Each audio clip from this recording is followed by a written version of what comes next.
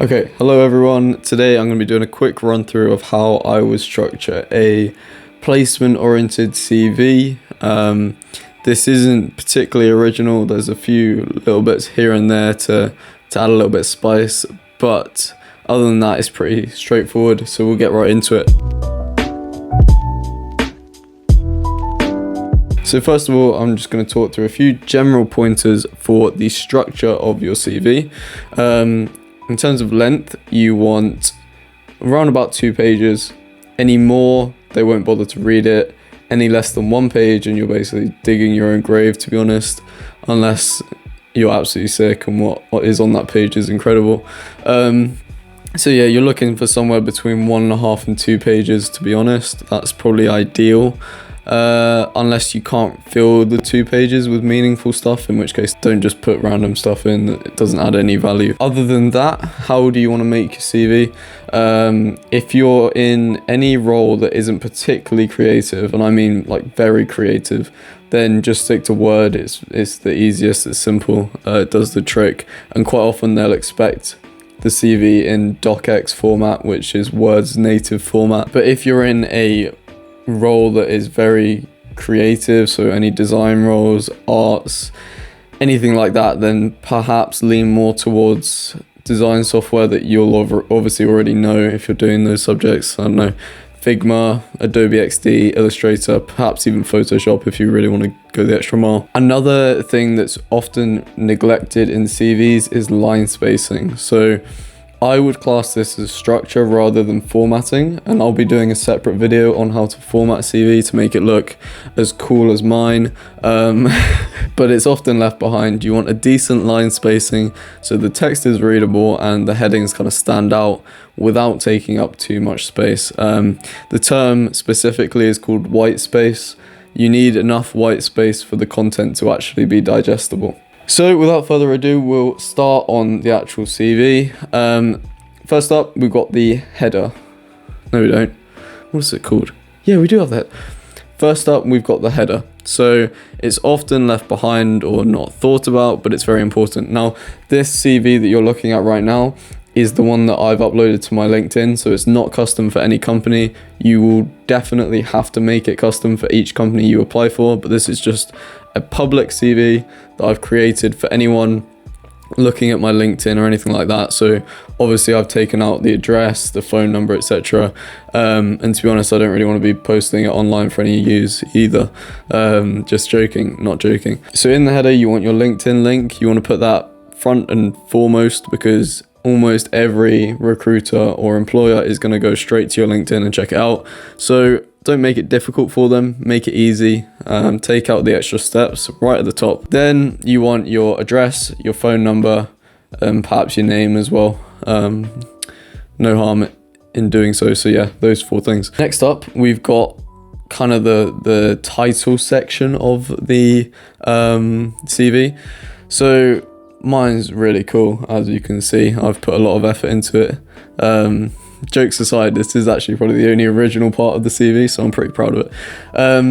I've got my little logo for my media company here. It's obviously had a lot of thought put into it. It's a gradient within a circle, which is obviously very, very creative. Next up, you've got your name in bold and big and foremost and there. So just get your name there and make it stand out. I've got the role in slightly lighter font underneath the name. When you're applying to companies, you want to change this to the company name followed by the role. So for instance, right here, Nike Consumer Marketing CV. Bosh. Now you've got some links. So I decided to put some CTAs or call to actions in my heading section, and these are really cool. You can actually make these directly in Word just using the link function, and each one serves the purpose that you can probably figure out, but this one takes you straight to your inbox where you can compose an email, and obviously I've named it Your Awesome Digital Marketing CV. So cool. Next up, OneDrive, takes you to my website with cool circles and stuff. Wow, neat. Next one is Instagram, just takes you to my media Instagram. It's always good to have, if you're in design roles, have like a public portfolio type thing that's online. It's not necessary, and to be honest, I haven't touched this account for quite some time, so it's a bit redundant. Next up, LinkedIn. This is one that everyone can probably put down. It is very useful. So next up, we've got the kind of personal statement section of the CV. Now again, this is just an online CV for me. It's not for any role. This section should be slightly longer, and I'll go into this further in the following video, but it should basically say a bit about you, a bit about the company you want to work for, and a bit about the role that you want to secure. And that pretty much sums it up, but I'll do a separate video on something like that. Next up, we've got the education and qualifications section. I played around with structuring this in a few different ways, and I always came back to this. I think it's the easiest to do. It gets the most information across in the clearest way possible.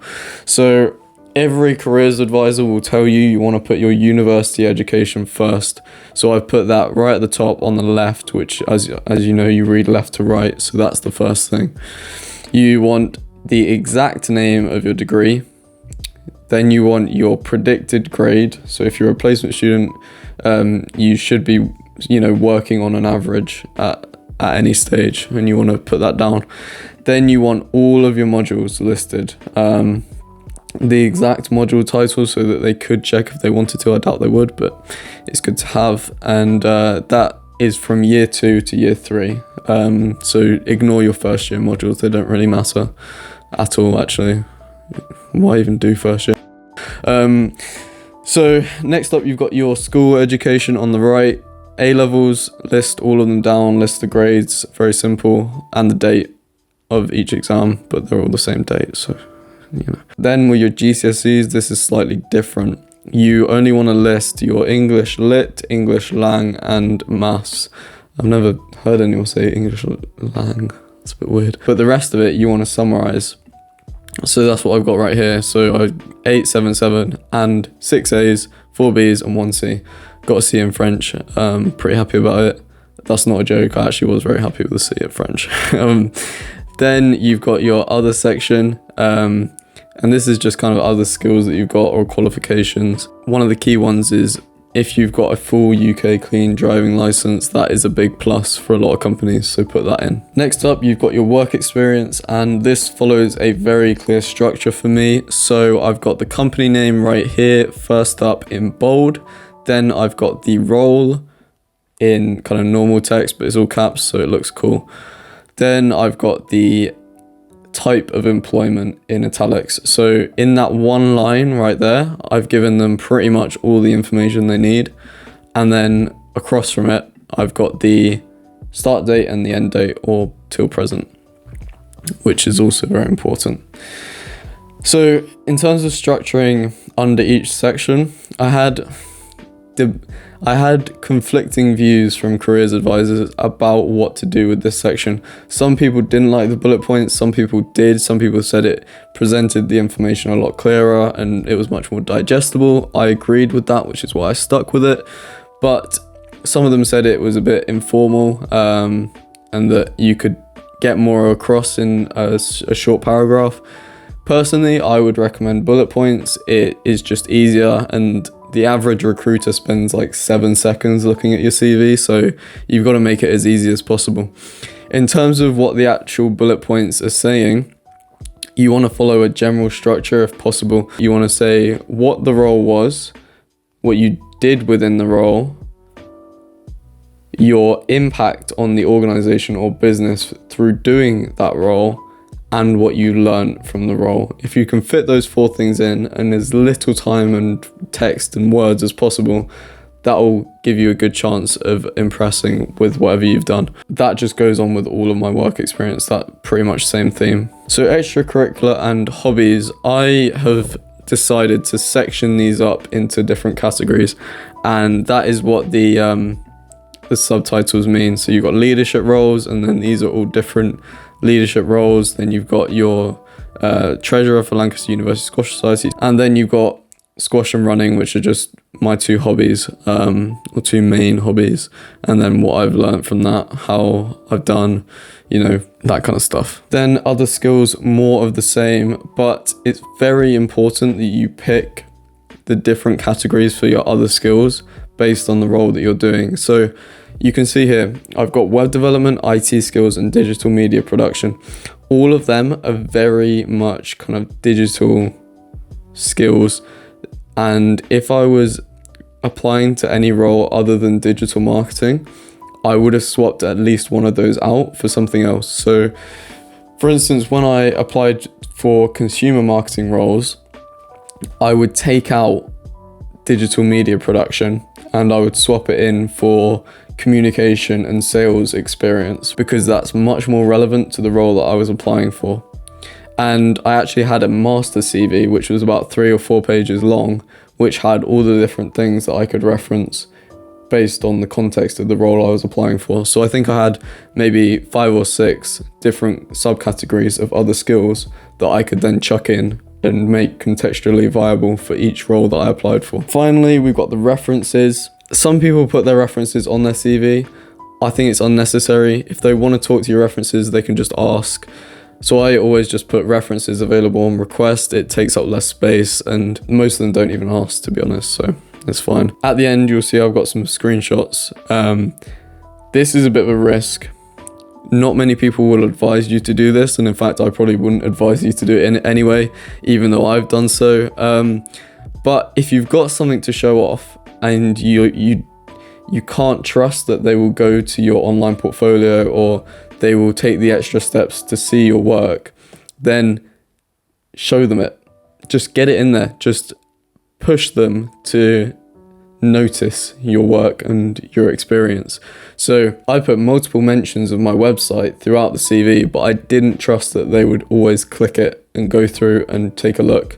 So at the very end, I just put some screenshots from my website of some of the work that I've done, and hopefully that would kind of entice them or encourage them to view my website and see more. Because at the end of the day, that's where my skills kind of shine more than grades, so to speak. That brings us to the end of the video. Like, comment, and subscribe. Tell me if there's anything you liked, anything you didn't like, just as much. In fact, I appreciate that more. Anything that's constructive criticism around how I do this, anything you've done in your CV that you would encourage others to do. That's about it. See you in the next one.